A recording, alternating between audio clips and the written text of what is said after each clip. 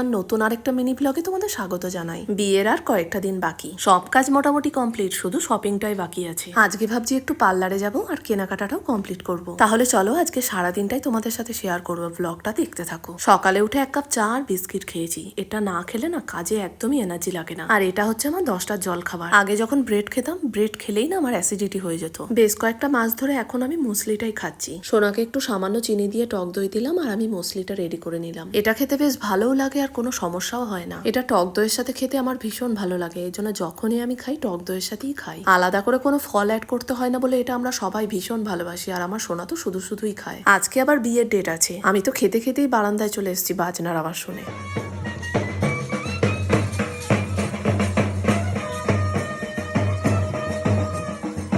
ব্যান্ডের সাথে এরকম নাচ দেখতে না ভীষণ মজা লাগে। যত কাজেই ব্যস্ত থাকি না কেন, সোনার মতন আমিও ছুটে যাই এরকম নাচ দেখার জন্য। আমার খাওয়া কমপ্লিট, বসি